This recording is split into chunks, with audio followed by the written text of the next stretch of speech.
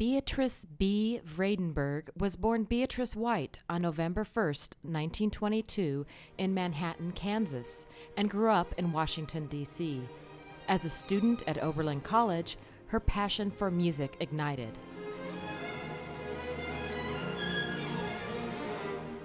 The interest in music came from Oberlin. The interest in philosophy came from Oberlin. I was actually a history of art major because they had a wonderful art department. And the Italian professor called me Beatrice. And that did it. The doors that opened for me at Oberlin. And it still is that way. And of course, every time you walk across the square, you hear music. Because half of the students are members of the conservatory. And you hear the open windows, and you hear the flute, then you hear the violin, then you hear the trumpet, then you hear the harp. There's a recital every single night. And then at the chapel, there's a, which is the only large meeting space, and still is, I believe.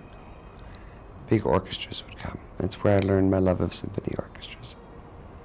We used to camp out all night, just the way youngsters do for rock concerts now. Only we were getting tickets for the Cleveland Orchestra or the Boston Symphony, the biggest thrill in the world. And so you were surrounded by music, and you couldn't help but learn to love it.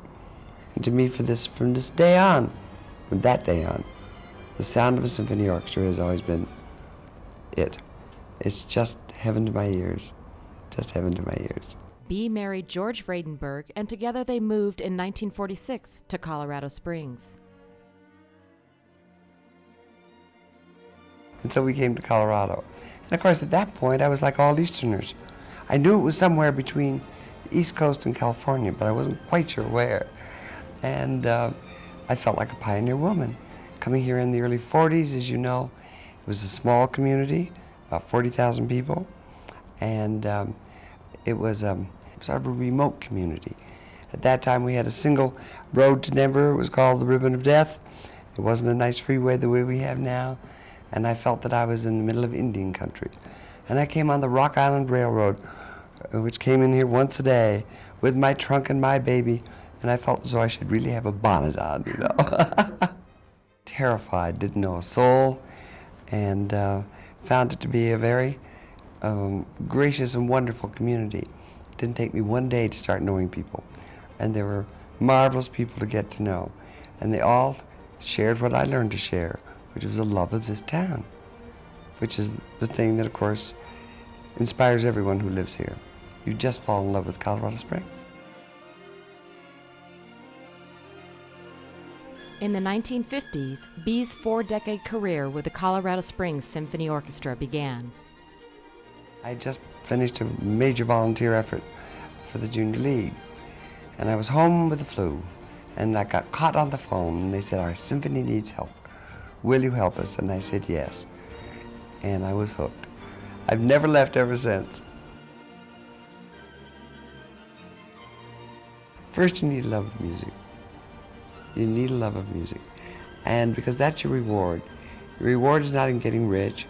Your reward is not any honors that you may receive. The reward is in hearing that orchestra, seeing your orchestra walk on stage. We all feel as though they're our orchestras, you know that. I mean, this is my orchestra.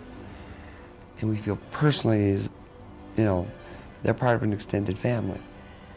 And then hearing them tune, and those first glorious notes, and you sit back and you think, my golly, what I did helped this orchestra happen.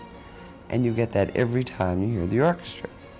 And it's constant feedback, constant reward, and that's why you do it.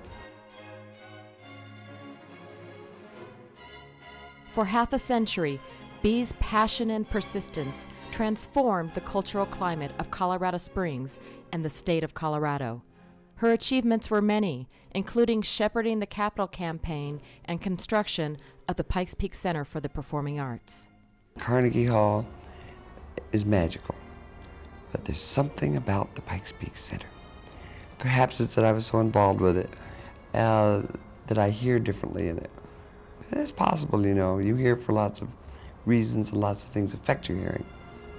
But you have a sense of presence in that hall, that the orchestra is right here and playing just for you, and it rings, and it's a unique quality that this hall has.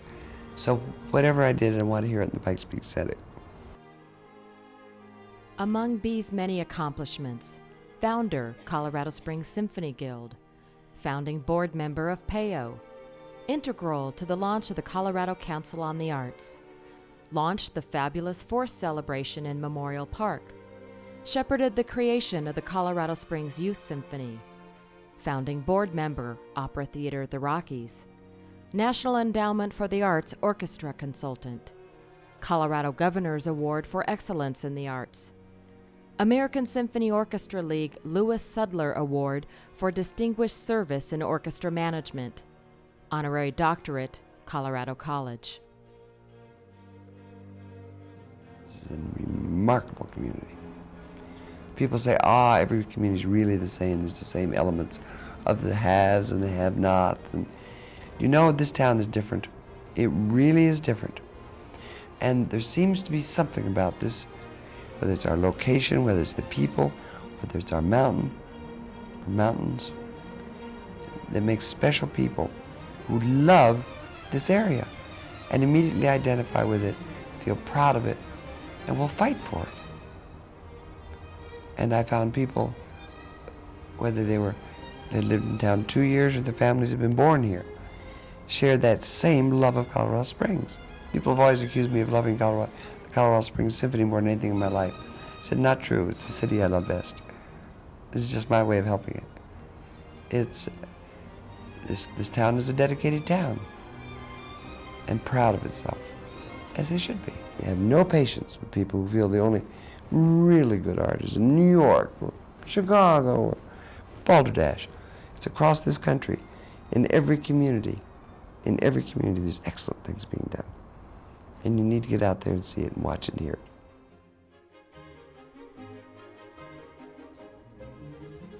Bee died in September 2000, but her legacy endures. Inspired by her passion and boundless generosity, Bee's son George, along with her friends and other family members, formed the Bee Vradenburg Foundation, which formally launched in autumn 2002. The foundation advances Bee's vision of a thriving and diverse cultural community by investing in the excellence, innovation, and sustainability of the arts in the Pikes Peak region. Bee was guided not only by a love of music, but a love of community.